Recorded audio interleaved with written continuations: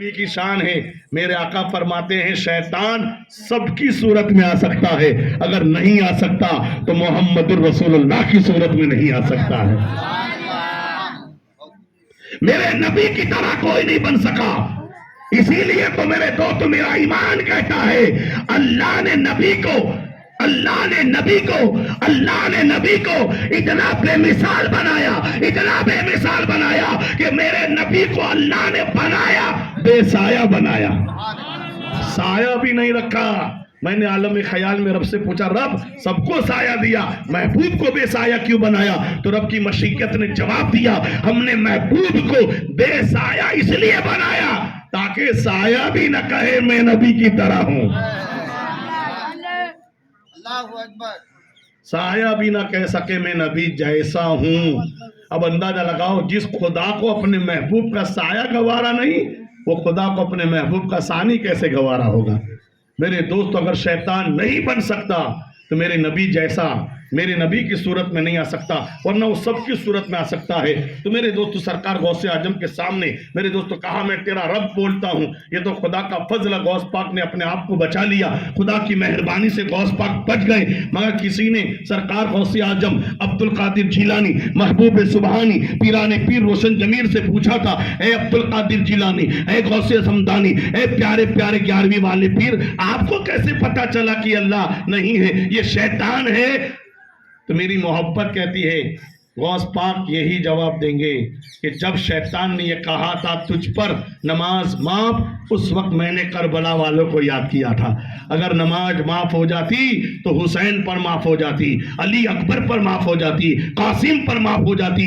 3 دن کے بھوکے 3 دن کے پیاسے نجروں کے سامنے قاسم کا حوصلہ کٹ گیا، نجروں کے سامنے علی اکبر کی جوانی لٹ لی گئی، نجروں کے سامنے اونو محمد کو خون میں تڑپایا، نجروں کے سامنے سکینہ بھی پیاس سے تڑپی، میرے دوست عسکر بھی پیاس سے تڑپا. ایسے وقت میں بھی جب حسین پر نماز معاف نہ ہوئی تو امین الدین تو کون ہوتا ہے تجھ پر نماز معاف ہو جائے؟ اس لیے میرے دوستو کبھی یہ سوچنا مت کوئی کتنا بھی بڑا تجھے کہہ دے کہ تجھ پر نماز معاف تیرے پڑھنے کی ضرورت نہیں میں پڑھ لوں گا، اس کی چکر میں مت آنا. یہ شیطان بول رہا ہے، چاہے وہ تیرے باپ کی شکل میں کیوں نہ ہو، تیری باپ کی شکل میں، تیرے پیر تیرے استاد کی شکل میں کیوں نہ ہو، مگر جو نماز سے تجھے دور کرنے کی کوشش کرے سمجھ لو وہ تیرا باپ، تیرا بھائی، تیرا استاد، تیرا پیر نہیں، وہ شیطان ہے. صورت تیرے پیر کی ہے.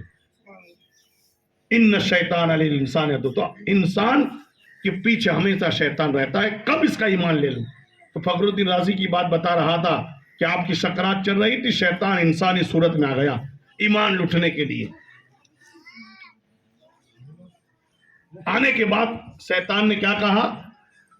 اے فخر الدین رازی، بہت بڑے عالم علامہ بن کے پھرتے تھے، لوگوں کو اپنی دلائل سے خاموش کر دیتے تھے، آج مجھے ایک سوال کا جواب دے دو، میرا ایک مسئلہ حل کر دو.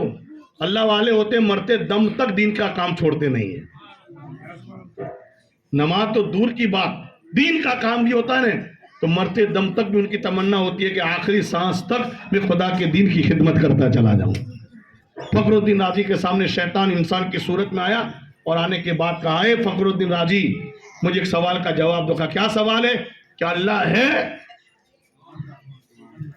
جس کو دیکھا نہیں، جو نظر آتا نہیں، اس کو آپ اللہ کہتے ہو؟ کہاں اللہ؟ کہ اللہ ہے. کہا اللہ ہے، دلیل کیا ہے؟ فخر الدین رازی نے مرتے وقت، شکرات کے وقت، نزا کے وقت دلیل دی کہ دیکھو اس دلیل سے ثابت ہوتا ہے اللہ ہے. تو شیطان بھی فرشتوں کا استاد رہ چکا تھا، وہ بھی عالم رہ چکا تھا، اس کے پاس بھی علم بہت تھا. اس نے ایسی دلیل دی کہ فخر الدین رازی کی دلیل ٹوٹ گئی، رد کر دی گئی کہ یہ دلیل سے ثابت ہوتا اللہ نہیں ہے. فخر الدین رازی نے دوسری دلیل دی کہ اس سے ثابت ہوتا اللہ ہے. اس نے پھر دوسری دلیل توڑ دی. علماء فرماتے کتابوں میں لکھا ہے کہ خدا کے ہونے پر مرتے وقت شکرات کے عالم میں، نزا کے عالم میں فخر الدین رازی نے 1-2 دلیل نہیں 360 دلیلیں دی. اللہ ہے، اللہ ہے، اس دلیل سے ثابت، اس دلیل سے ثابت، خدا ہے. 360 دلیلیں پیش کی. کتنی؟